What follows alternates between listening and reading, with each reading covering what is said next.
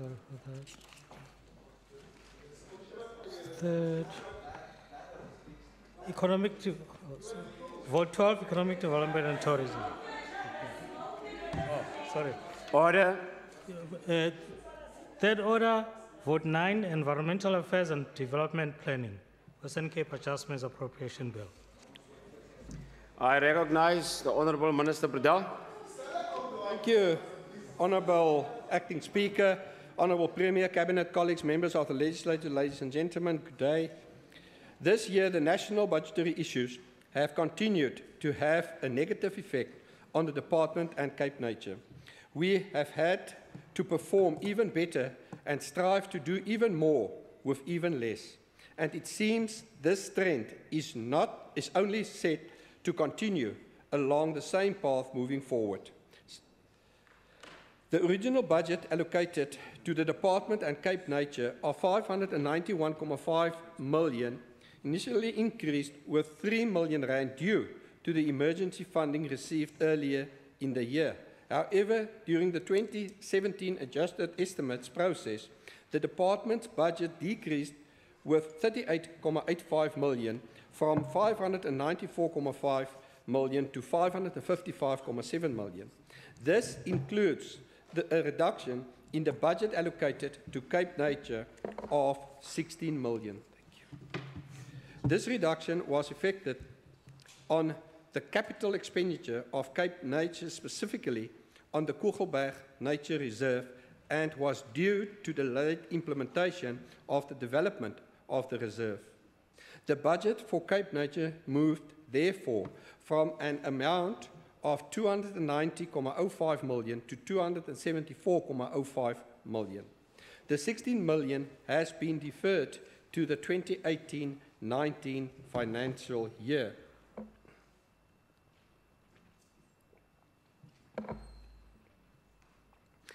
In addition, there was a decrease in the budget allocated to the RCEP VPUU program. The decrease was due to a number of aspects, mainly outside the control of the department, and that includes appeals against tenders, unsuitable tenderers, a lack of synchronization between financial years.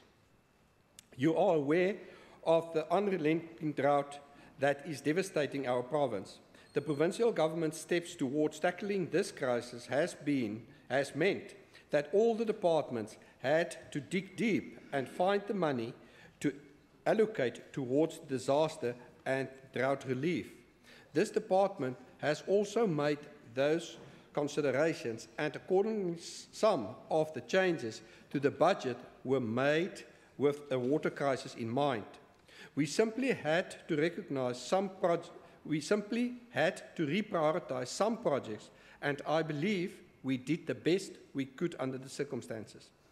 Achtbare waarnemende Speaker, ek is baie trots op die werk wat die departement en Cape Nature doen, en ek wil weer 'n oomblik neem om die departement en Cape Nature se mense te bedank vir hul harde werk en goeie gesindheid die afgelope jaar.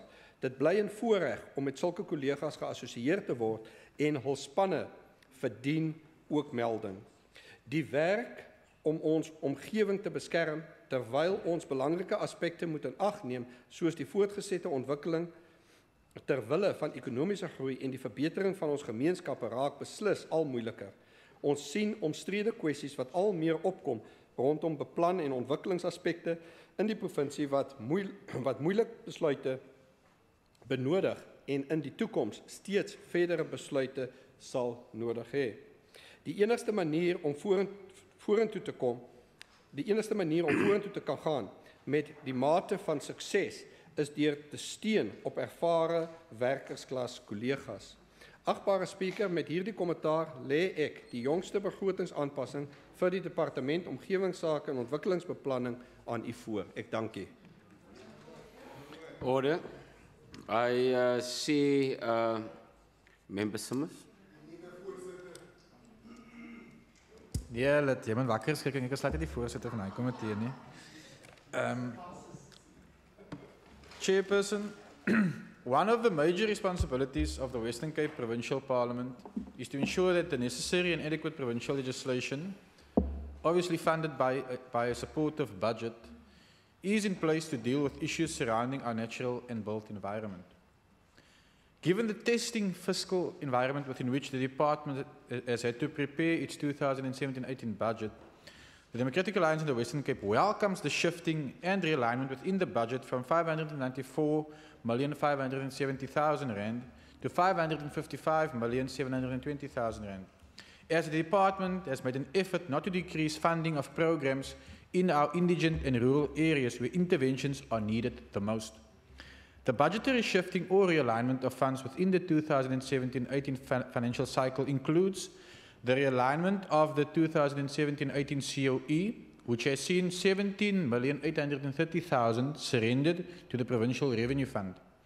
A decrease witnessed on the Regional Socio-Economic Program and Violence Prevention through Urban Upgrading Program, or RCEP and VPUU, is due to a revised cash flow request, the lack of synchronization between financial years, and issues surrounding the tender processes. And lastly, the water crisis being experienced across the province has also required the department to rethink certain projects, and in doing so, I would like to commend the department for reallocating a portion of its own budget to an amount of 300,000 rand to assist in addressing the water crisis.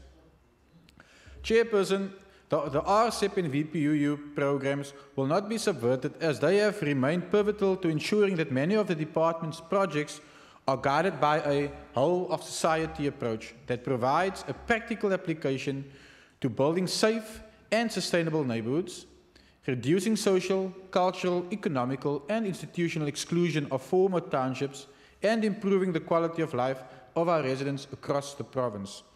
In light of the tough economic conditions currently being experienced, the governing party in the Western Cape would like to commend the Department of Environmental Affairs and Development Planning for still being able to go about their mandated responsibilities effectively and efficiently. Wel gedaan, Minister in die span.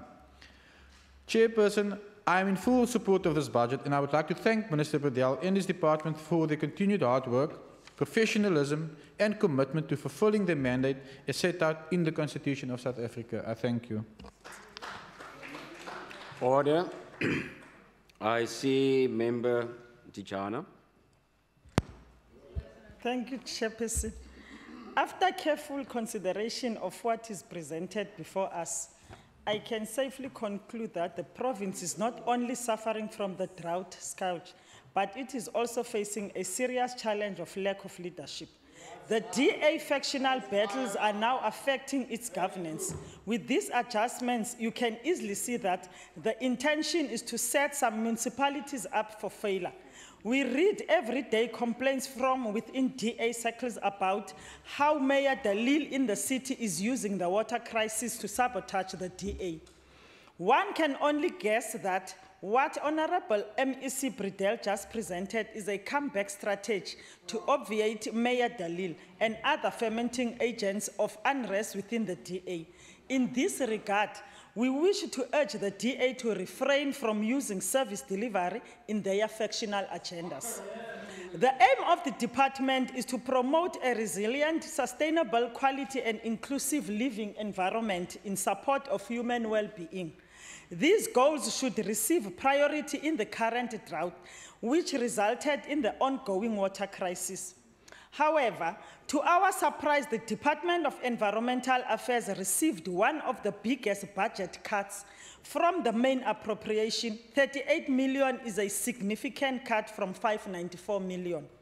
For a province with regions that are some of the driest places on the planet, we would like to know what the department is doing to combat climate change and related matters. How will the department meet the professional and technical support required by municipalities in respect of spatial planning and land use management, development facilitation, and urban growth management with budget cuts of almost 40 million? The department that is supposed to be our environmental champion and resource guardian has done little to protect our water resources. They have sat by idle for years as the population of the metro and the province has doubled over the years, and they ignored the water demand management by failing to increase the supply of new water sources. The blame shifting of lack of water sources, they put firmly at the national government. Let's examine how they have executed their oversight role. The local authorities are responsible for the distribution and supply of water to households. The province deliberately only mentioned the DA government as a collective in the city, and the province are responsible for distribution, and that bulk water projects are the responsibility of national government. What they conveniently omit is that the supply of water extends to finding new water sources, maintaining existing water sources, and then ultimately distributing these suppliers. Now, Honorable MEC Bredel, by idling, sitting still and watching the population increase over years, could you reasonably not determine that the water consumption would increase too? By sitting still and watching local authorities that the DA control not increasing their water supplies, you have not performed your duty as oversight. Your omission to act and assist the local authorities is pure negligence, which leads us to an approaching day zero in March 2018. Your department has only allocated 3 million as a response to the water crisis. Yet you are expected to be the champion that aims to promote resilient, sustainable, quality and inclusive living environment in support of human well-being. This is the lowest allocation to the drought, water crisis and fire allocations in the 14 votes. This is not leadership, Honorable MEC Bredel. To add more misery to your woes, you have consistently failed to initiate a process for the appointment of an environmental commission, which is mandatory, yet the department has decided to ignore the provincial constitution and consider it a discretionary appointment. The province desperately needs an environmental commissioner to do the oversight work over the lack of water supply the local authorities of the DA government is responsible for. When it comes to allocating funds to projects, the Department of Environmental Affairs is nowhere to be found. Citizens of the Western Cape must look elsewhere. Thankfully, NGOs like Gift of the Givers came to the rescue of the town of Beaufort West by pouring millions into a crisis intervention plan to prevent the taps running dry in the drought-stricken town of Beaufort West. The organization has invested 6 million towards finding more sources of underground water and drilling boreholes in the historic Western Cape town. Gift of the Givers has given very aware that Beaufort West was at a critical stage in terms of water availability as dam levels were dropping. The department also knew in early September that by mid-November, Beaufort West would have no water, yet they did not respond. Luckily for Beaufort West, Gift of the Givers had already embarked on a crisis intervention plan and had brought in a specialist hydrologist, Dr. Gideon Groenewald, to study the possibility of assessing drill boreholes and investigate the possibility of pumping water into the dam. They have attained a yield of 220,000 liters per day. The procedure of drilling in various areas continues as they target the delivery of 1 million liters of water per day. The minimum cost thus far is 6 million. They expect this to rise substantially.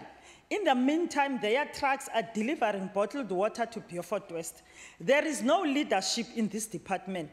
They should reprioritize their budget allocations to meet the needs of the province and act immediately to save the other towns identified in September that won't have water going into the festive season.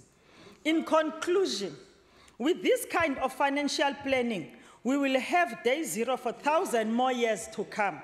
We will not support budget adjustments that don't speak to the plight of the people. This is one department that was supposed to get more funding so as to respond to the water crisis and other environmental challenges the province is faced with. I thank you, Speaker. Thank you, Honourable Diana. In the absence of the Honourable Christians and Joseph, I now see the Minister. Honourable Chairperson, thank you. Thank you for the opportunity. Honourable Chairperson, to the Honourable Chair of the Standing Committee, thank you very much. Baie dankie Tertius, dankie vir jou oorsigrol en dankie vir jou en jou hele komitee. Honourable Dankie.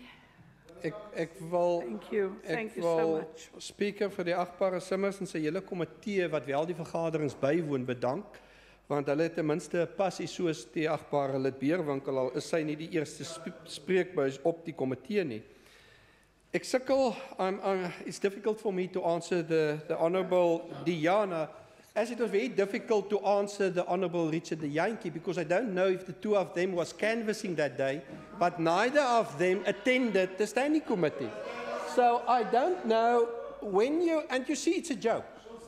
This is serious, but this is such a serious matter, but it's a joke for them.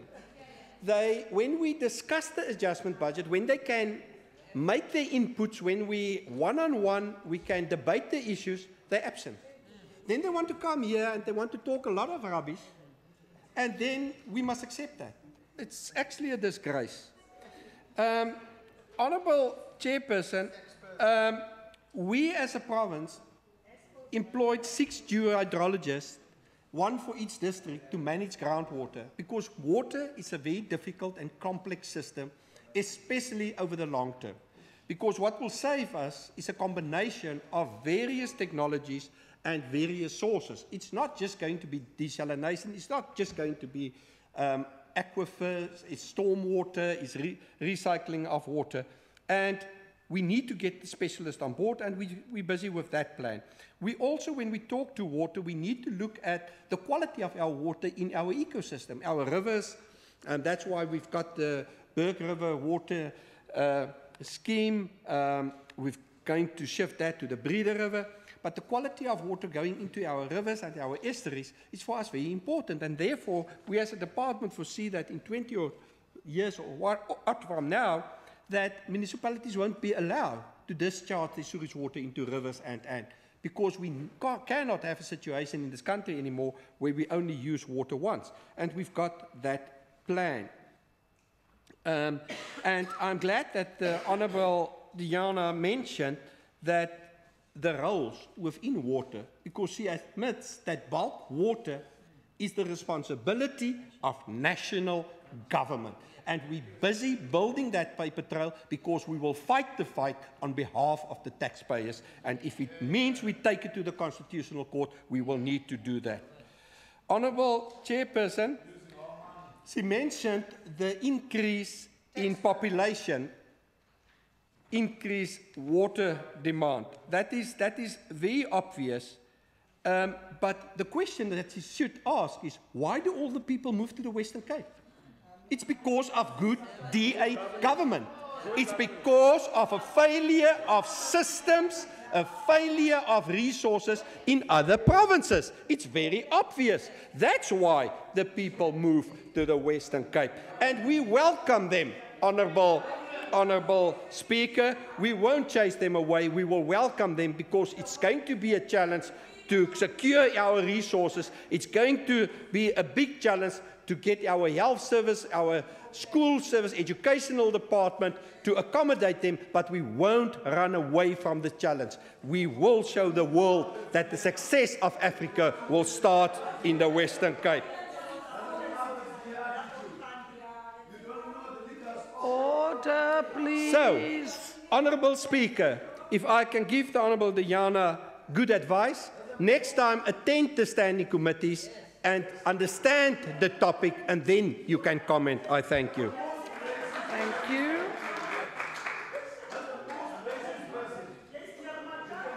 Order, please. That concludes the...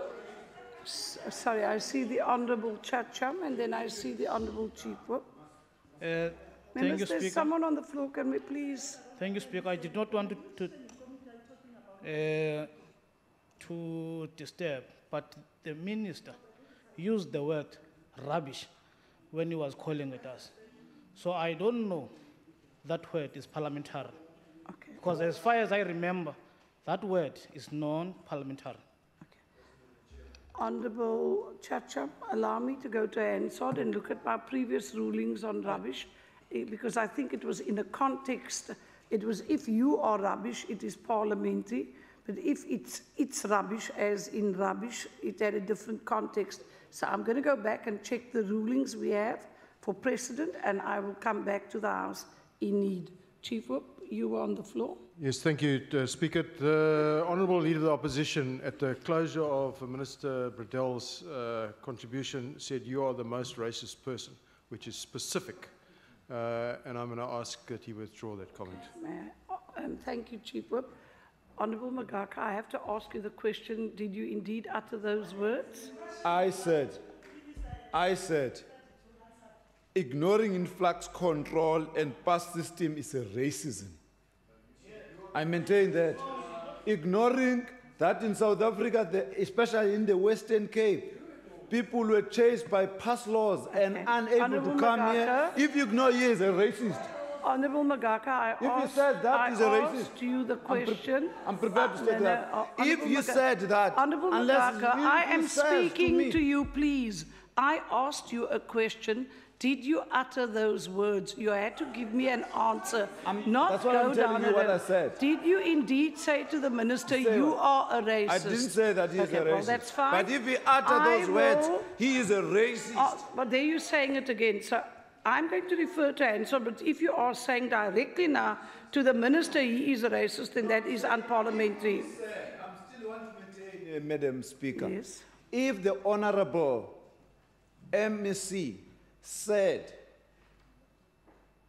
coming of people to the Western Cape is due to only the DA government, and that statement to me ignores the influx control, because people who have been prevented coming here due to the apartheid system he is a beneficiary of. Honourable Magaka, that was not the issue, but members, allow me to revert to Hansard. I will also get the audio of this sitting, which I will listen to together with the table staff, and I will then come back to the House with a ruling on the matter. Thank you. I think that concluded the third reading, the third order. I now recognize the Chief Whip, Chief Whip Wiley. Yeah, Chairperson, notwithstanding Rule 198, an agreement with the other parties, that we bring vote 13 forward, please. So, Chief Honourable Ace. Sorry, I don't want to differ, Honourable Speaker, but we said when we run out of, or when we are a bit earlier, and we can't move agriculture forward, we would actually then do cultural affairs, but we will actually proceed with economic development and tourism now. Just help me in this regard. So, sorry, before you speak, Chief Whip, my understanding is that there was agreement that I think the next reading is vote 13 would now come on, and if there was enough time, we would proceed to go up until 1 o'clock. That is as the Chief Whip explained it to me. So are we now dealing, Chief Whip, am I correct, with vote 13? Speaker, that was the agreement. Vote 13 would leapfrog forward because the others were not available to come forward. Okay, thank you. Honourable Ace. Honourable Speaker, this is not the time to differ. My understanding was the MEC would not be available in a specific slot. He is available now. My understanding is that we could proceed, and that's the situation. Honourable Ace, may I ask, did you agree in principle that vote 13 come in before the rest of it?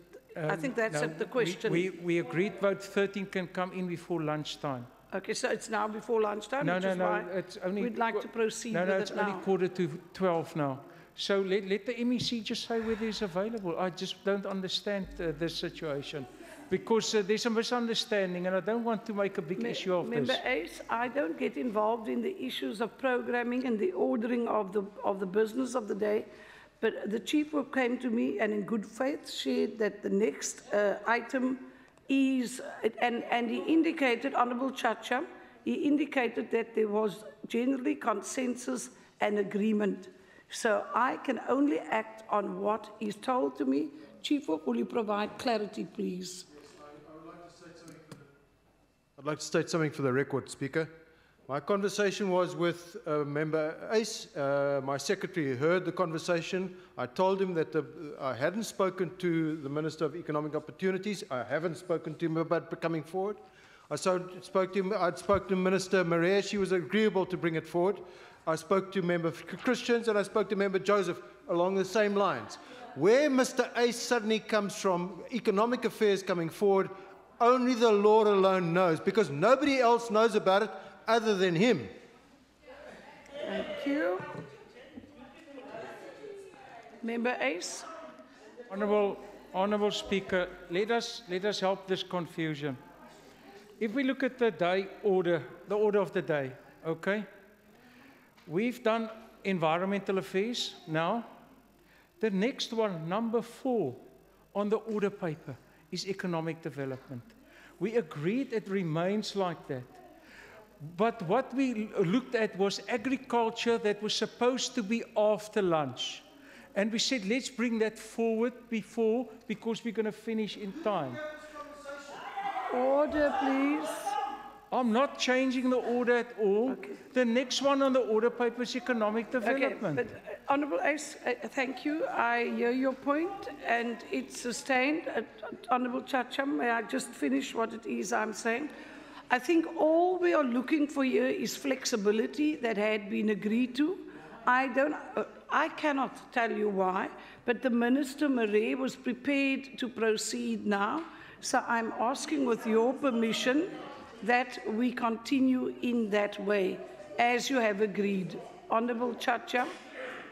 Speaker, I think this confusion, the confusion there of the whips, I would want to suggest, in light of this confusion, let's stick to the order paper as it is and follow it as it is, so that we don't, because other people that I mentioned are not here who were part of this discussion. So let's stick to the order paper, don't change anything. Honourable Chacha, sorry, I recognize and I hear what you're saying. However, the whips are empowered with the programming of the sittings. As a presiding officer,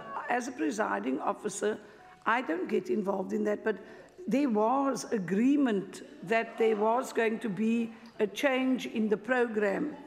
So, but now there is a confusion. Yes? We've done order number 1, 2, and 3. Yeah, correct. Number 4 was the next one. In terms of the program, number 4 was supposed to be 12 o'clock till 1 o'clock. That was economic, that was the Honourable Wendy. 10 to 12, yes. Then after lunch, it was agriculture. Correct. And then the question was, should we also move agriculture before lunch? And then there was a concern about that. Let's bring cultural affairs in. Economic development and tourism was never an issue. The MEC is here. You can ask him, because he must have been the person requesting that. He's here. Let's continue. And let's not the Chief Whip confuse us here, please. Kindly take your seat. Chief Whip, you're going to have the last word on this, because we're actually running out of the time that we've made up now. So, you know, the purpose of this exercise was to make up time, and now we're spending almost a session on understanding the confusion. You may proceed. Speaker, I would like us to proceed.